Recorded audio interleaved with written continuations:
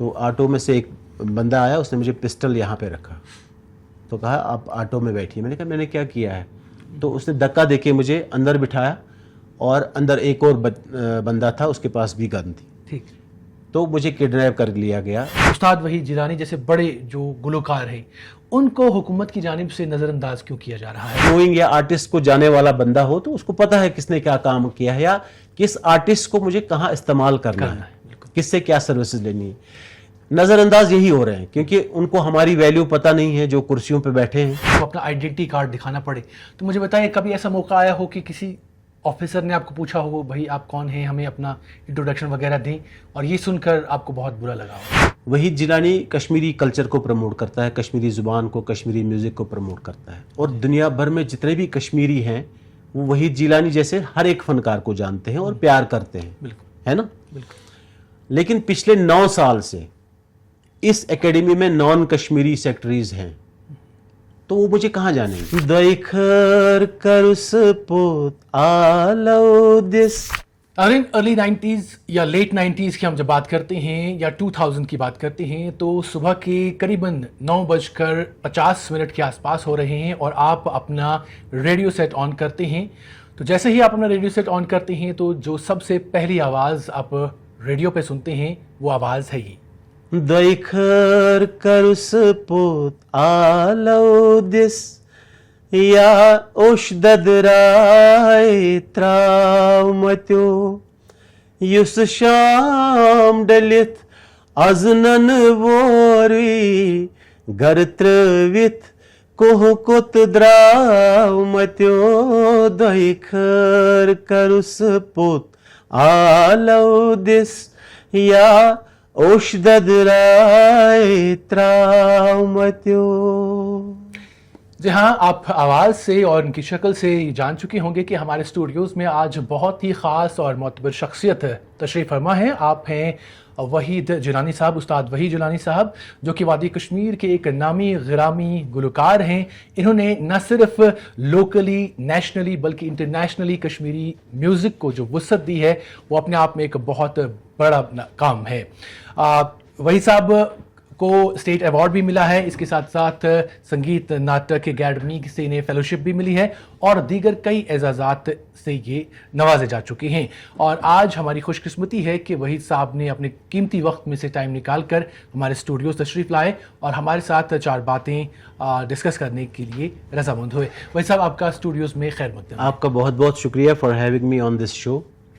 हमारी खुशकिस्मती है। वही साहब, जैसे मैंने कहा कि बहुत सारे एजाज़ात आपको हासिल हैं, आप नेशनली, इंटरनेशनली कश्मीरी म्यूज़िक को वुसअत दे चुके हैं, प्रमोट कर चुके हैं। लेकिन हम सबसे पहले आगाज़ में, जैसे हम सब जानते हैं कि आगाज़ में हम सबसे पहले ये जानना चाहेंगे कि वहीद जिलानी साहब जो हैं उन्हें म्यूज़िक की तरफ कैसे रुझान उनका बढ़ा और शुरुआत कहाँ से हुई?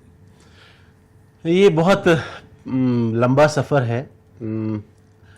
मैं जब बहुत छोटा था, 7वीं या 8वीं जमात में पढ़ता था, तो हमारे घर में जो मेरी मदर थी, वालिदा थी, अल्लाह ताला उनको मगफिरत अता करे, उनको बहुत गाने का शौक़ था। वो शादी ब्याह में बहुत ज़्यादा गाने गाती थी। अच्छा।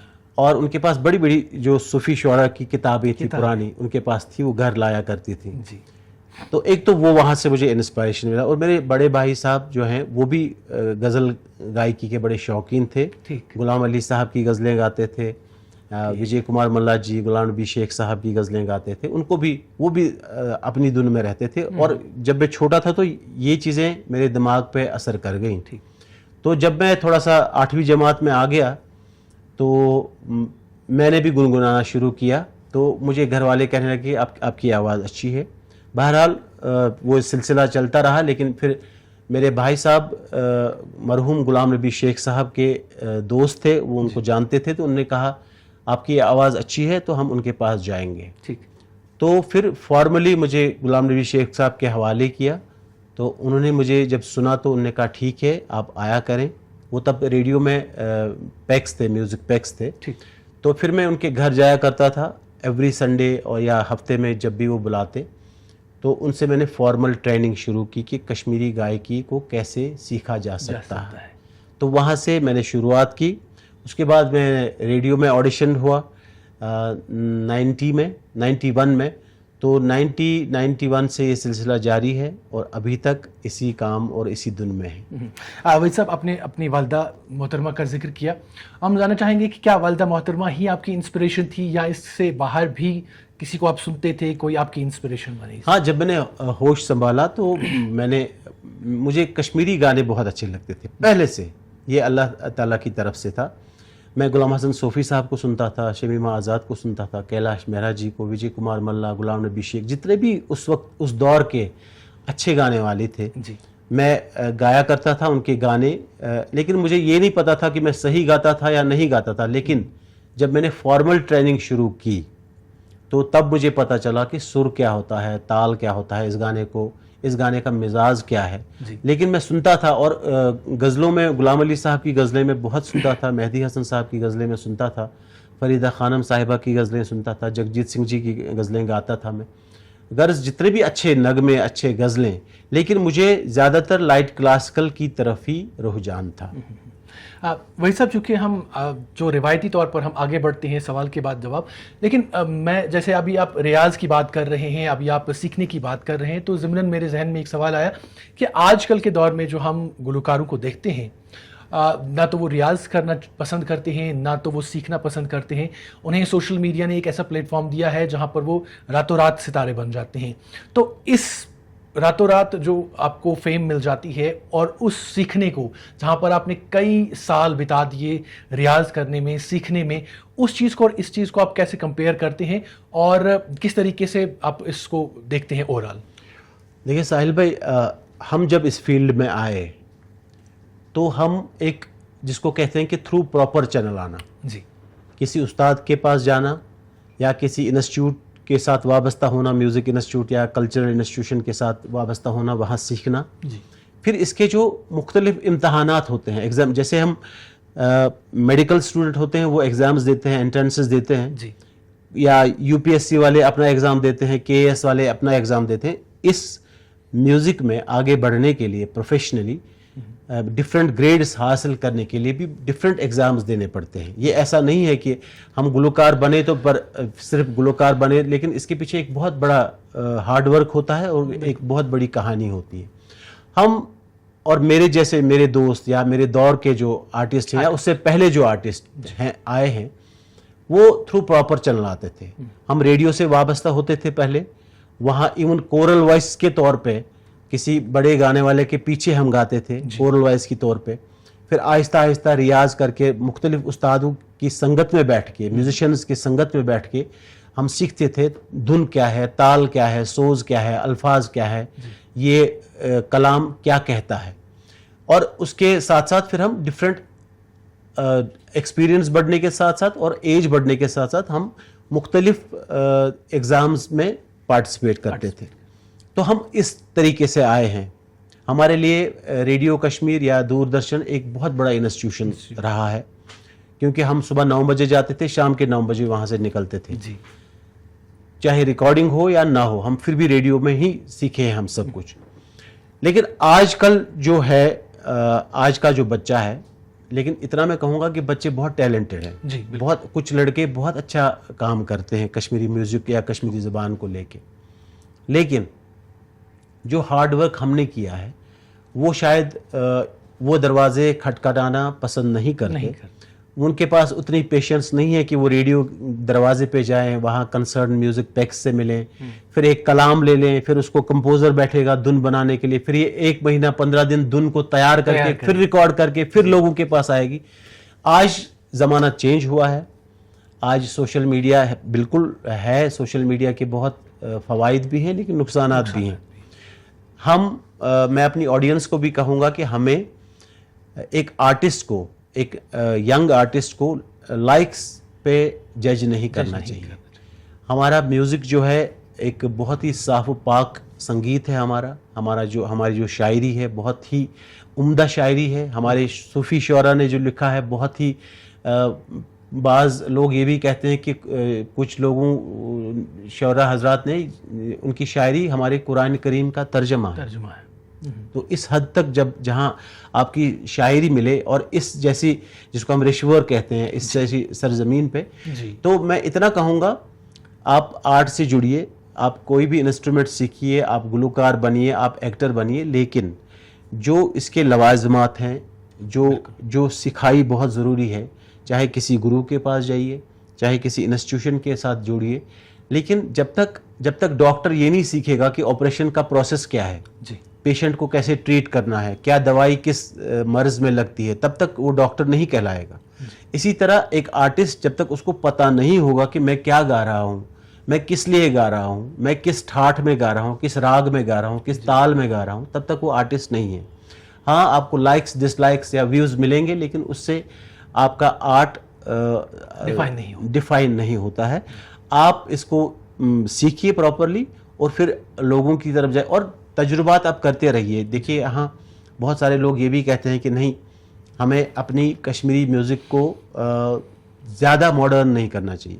मैं कह रहा हूँ आप एक्सपेरिमेंट करिए, आप तजुर्बात करिए, आप गिटार पे गाइए, आप कीबोर्ड पे गाइए, आप, लेकिन जो हमारी मेलोडी है कश्मीरी संगीत का एक आहंग है, एक तरीका है पेश करने का, जिससे कि हमारे गाने लोगों के दिलों में उतर जाते हैं। तो उस अंदाज को, उस मेलोडी को, उस ओरिजिनलिटी को आप रायगा ना होने दें, लेकिन आप स्काई इज़ द लिमिट, आप कहीं भी किस तरह से भी आप गाइए, लेकिन वो गाना कश्मीरी दिखना चाहिए, न कि बॉलीवुड या हॉलीवुड का नकल है। आप देखें ना, बड़े बड़े जो इस वक्त इंस्टीट्यूशंस हैं या कोक स्टूडियो की हम बात करते हैं, जब वो कश्मीरी को रिप्रेजेंट करते हैं तो सबसे पहले रबाब होता है या फिर सारंगी वगैरह को वो इस्तेमाल करते हैं, तब जाकर लगता है कि ये कश्मीरी गाना है। बिल्कुल। लेकिन हमारे जो सिंगर्स हैं, जब वो कश्मीरी को गाते हैं तो सबसे पहले गिटार उसमें बजता है। बहरहाल हम आगे बढ़ते हैं। हम ये भी जानना चाहेंगे आपसे कि वही जिलानी साहब ने जब अपना सफ़र शुरू किया तो वो कौन सा वक्त था जब वही जिलानी को असल में फेम मिला, मकबूलियत मिली,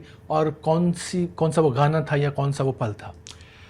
देखिए, मेरा सफ़र कश्मीर के नामसाइब हालात से शुरू होता है। जब नामसाइब हालात यहाँ शुरू हो गए, मैं 88 से तकरीबन शेख साहब के पास गया, फिर मैं 1-1.5 साल के लिए मुंबई गया। वहाँ एक उस्ताद थे हमारे इंडियन क्लासिकल के, जो कोलकाता से मलाई बनर्जी, उनसे सीखता था जी।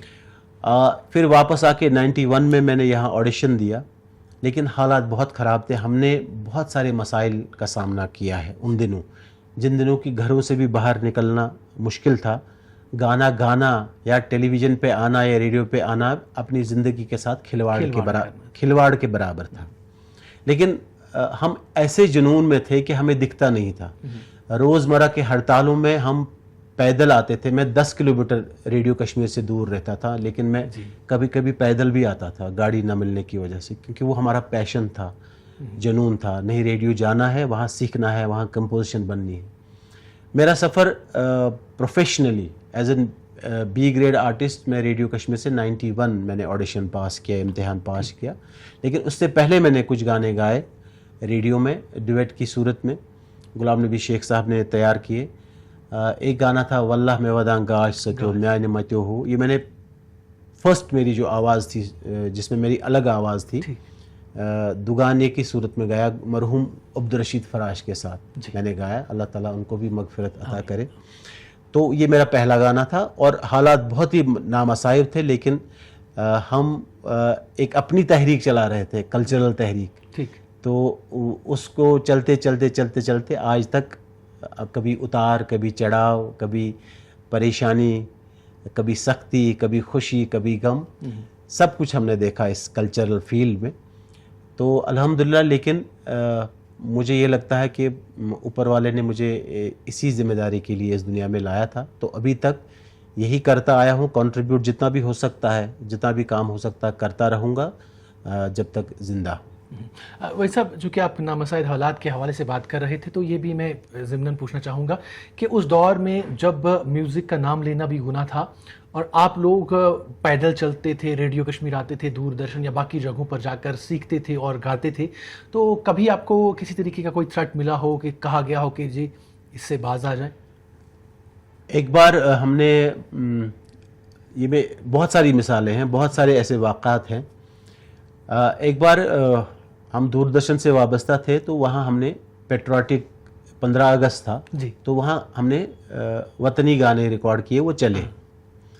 गुलशन वतन सोनी, ऐसे गाने, कश्मीरी गाने गाए। तो एक दिन वो टेलीकास्ट हुए, सुबह मुझे फिर दूरदर्शन जाना था, मैं वहाँ से निकला जी तो बिल्कुल दूरदर्शन जो जीरो ब्रिज है, जी अब्दुल्ला ब्रिज, वहाँ से जो गोल चक्र है, तो वहाँ पहुँचा, मुझे घर जाना था या कहीं और जाना था, कॉलेज जाना था। तो एक ऑटो वहाँ रुक के, तो ऑटो में से एक बंदा आया, उसने मुझे पिस्टल यहाँ पे रखा, तो कहा आप ऑटो में बैठिए। मैंने कहा मैंने क्या किया है? तो उसने धक्का देके मुझे अंदर बिठाया और अंदर एक और बंदा था, उसके पास भी गन थी। ठीक। तो मुझे किडनैप कर लिया गया, अच्छा। सिर्फ इस बात पे कि मैंने एक वतनी गाना गाया था। यही हालात भी हमने देखे। तो फिर वहाँ जहाँ ले गए, वो एक लंबा प्रोसेस है, फिर कोई आया, वो फैन निकला, बोला मैं वहीद साहब के गाने सुनता हूँ, उनमें उन लोगों में भी तो छूट गया अल्हम्दुलिल्लाह। या अखबारों में 1000 बार मुझे लगता है कि थ्रेट आया होगा कि वहीद जिलानी इनको बोलिए कि हमारे बच्चों, हम कॉलेजेस में बड़े प्रोग्राम्स करते थे, कॉलेज बच्चों में वहाँ जाके इंटरेक्शंस करते थे, वर्कशॉप्स करते थे। तो आसिया इंद्राबी जी ने एक बार फरमान निकाला, तमाम अखबारों ने उसको कैरी किया।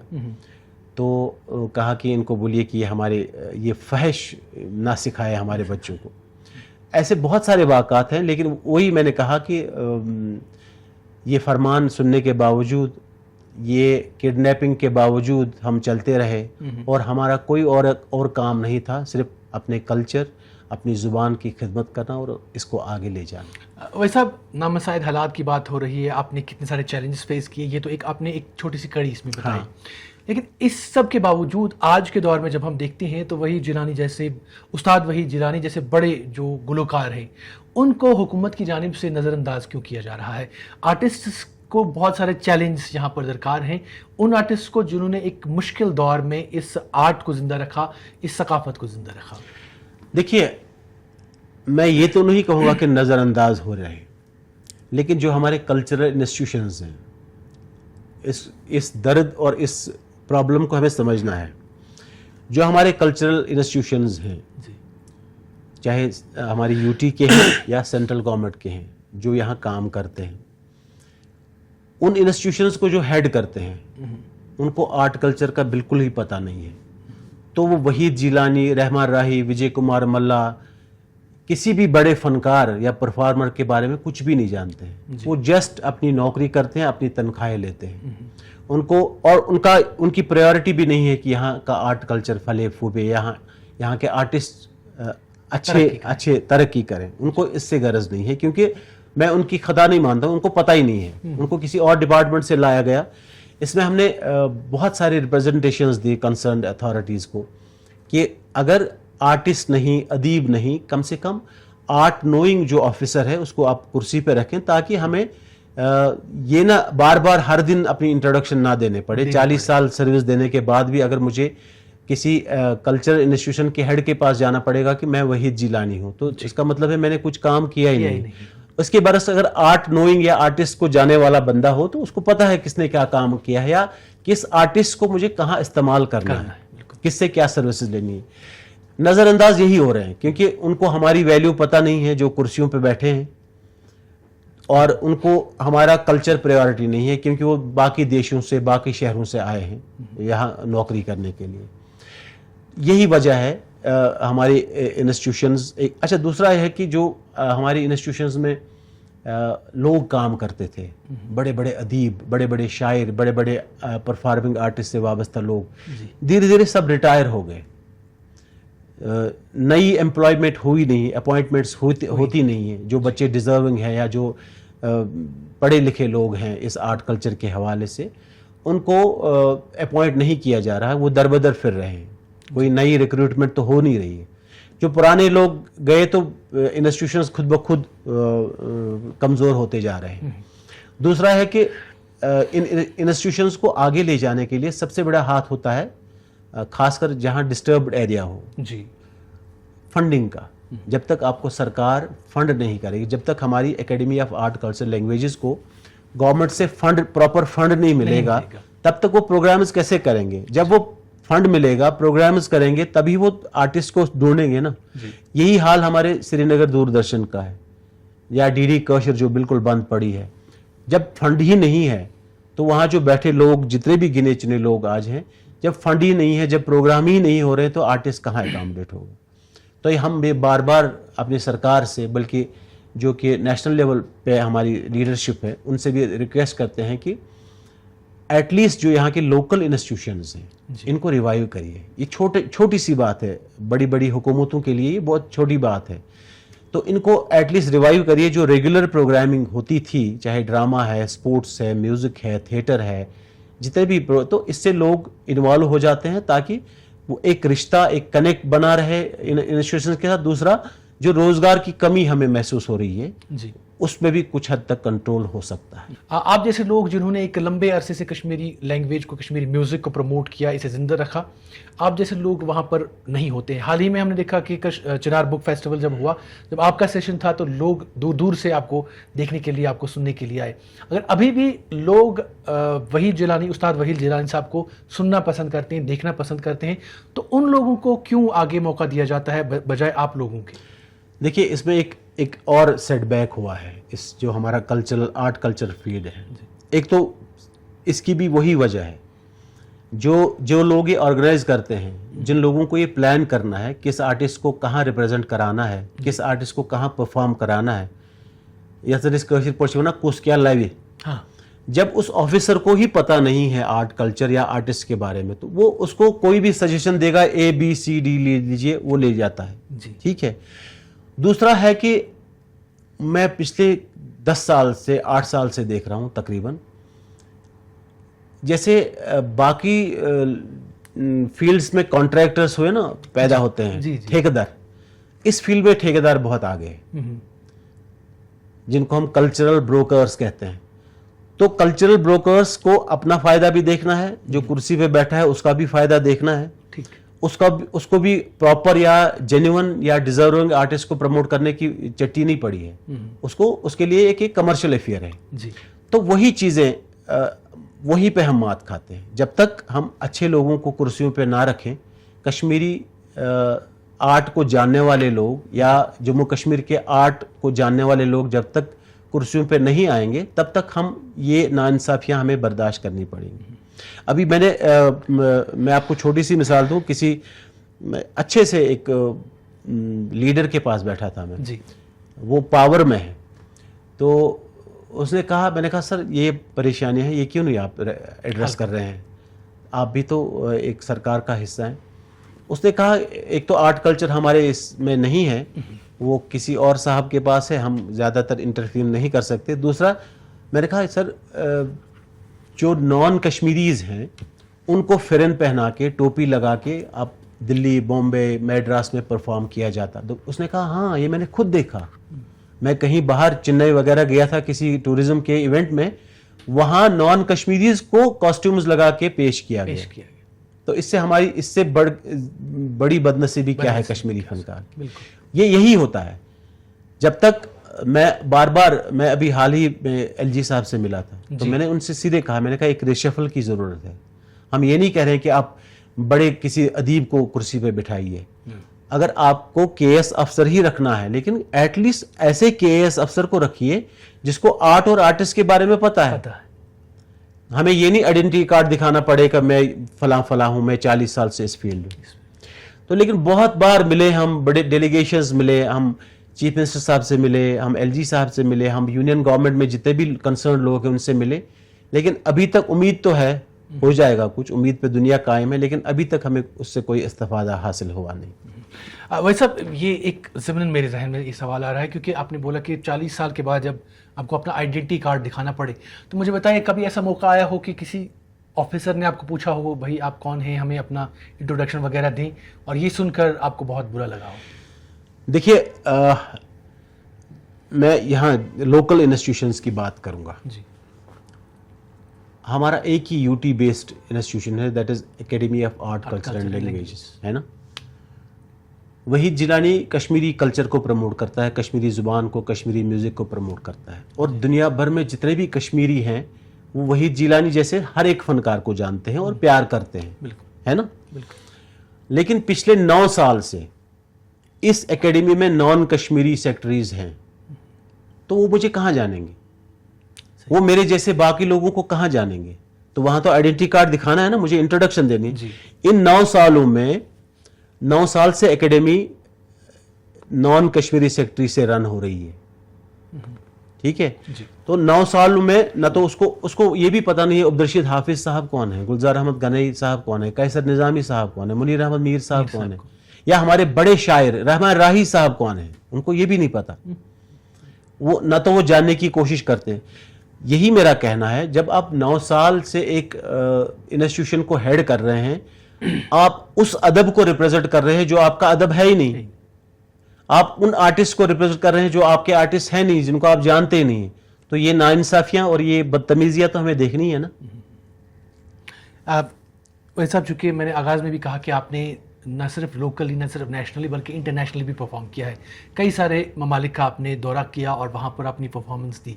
अब मुझे बताइएगा, ऑडियंस के हिसाब से कश्मीरी ऑडियंस या जो यहाँ की नेशनल ऑडियंस है उसमें और इंटरनेशनल ऑडियंस में फ़र्क क्या है, और ख़ास तौर पर जब आप इंटरनेशनली परफॉर्म करते हैं तो लोगों को कश्मीरी अगरचे समझ नहीं आती, क्या वो पसंद करते हैं इसको सुनना? मैं रशिया, जर्मनी, मैं यूएई बहुत बार गया हूँ परफॉर्म करने के लिए। जब हम परफॉर्म करते हैं, एक तो ये है कि जो ऑर्गेनाइजर्स होते हैं वहाँ वो कश्मीरी म्यूज़िक लवर ही होते हैं सबसे पहले जी। लेकिन जब हम वहाँ नो डाउट कम ऑडियंस होती है जी। लेकिन जो लोग, जितने भी लोग होते हैं वो बहुत प्यार से सुनते हैं, और जिनको समझ नहीं आता है कश्मीरी गाना या कश्मीरी ज़ुबान के बारे में अगर हम कोई बात करें, अगर उनको वो समझ में नहीं आती, वो पूछते हैं। अगर मैं रसूल मीर साहब का कलाम गाऊँ वहाँ, तो वहाँ अंग्रेज़ लोग बैठे होते हैं या नॉन इंडियन होते हैं, नॉन कश्मीरी होते हैं, वो फिर आते हैं कॉन्सर्ट के बाद हमारे पास। आपने ये पोइम जो गाई, ये इसका क्या जिस्ट है, तो हम इनको फिर अंग्रेज़ी में समझाते हैं। एक पेशेंट ऑडियंस मिलती है, और जितन प्यार तो हमें अपने वतन में ज़्यादा मिलता है जी। रिकॉग्नाइजेशन हमें अपने वतन से मिली है, अपने लोगों से मिली है। लेकिन बाहर हम जाते हैं, वहाँ एक डिसेंट लोग मिलते हैं, वो एक हसास कौम है जी।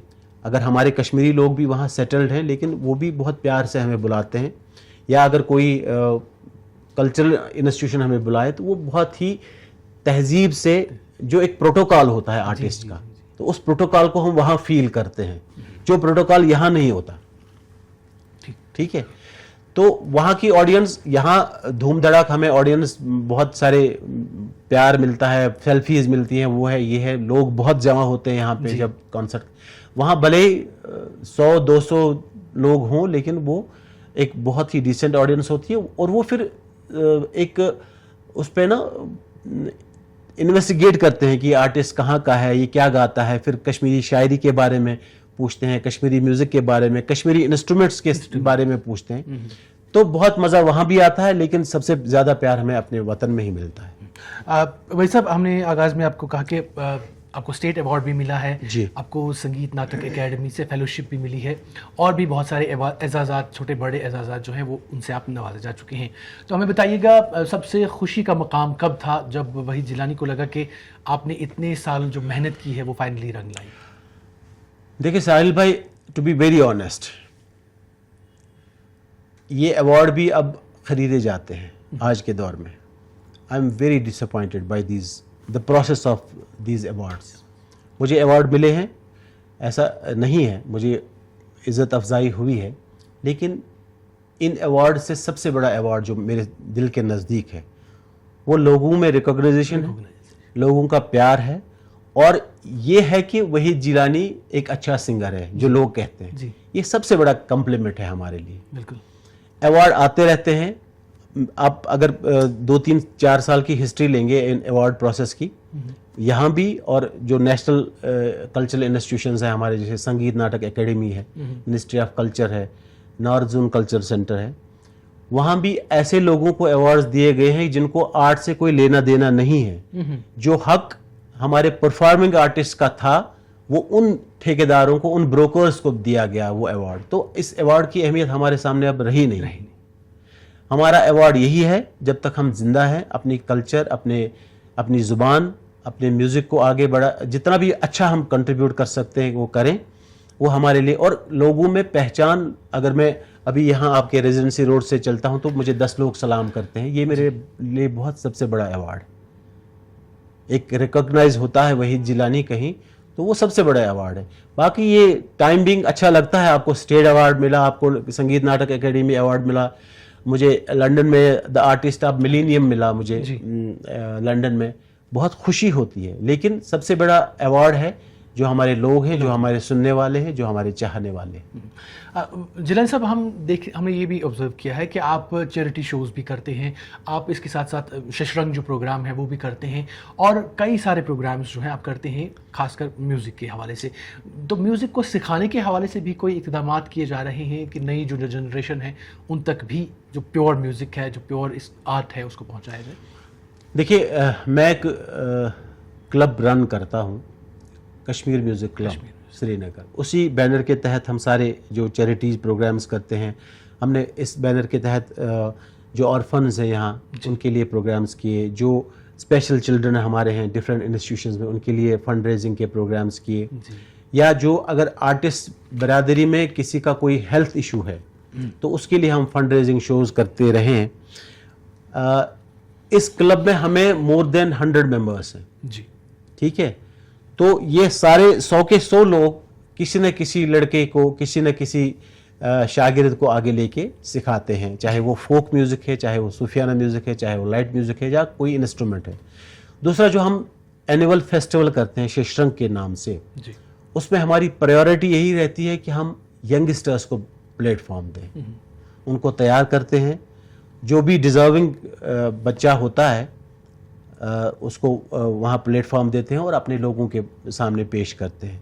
तो मुझे लगता है कि ये सर्विस एक गुरु या कोई उस्ताद बनने से ज़्यादा अच्छा है, क्योंकि आज के ज़माने में कमरे में सिखाने से बेहतर ज़्यादा ये है कि लोगों के सामने उसको टैलेंट को उसको निखारा जाए, ताकि उसमें वो डर जो है और उसके जो तरीके हैं गाने के या स्टेज पे परफॉर्म करने के वो सीख जाए।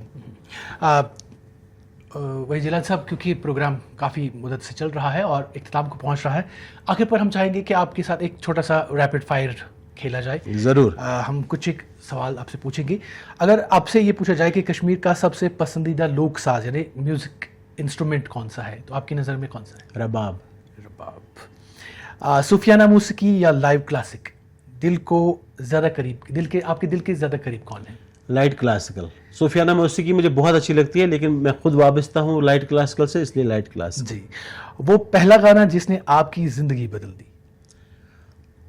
वल्लाह में वदा गाश सत्यो मैंने मत्यो हो।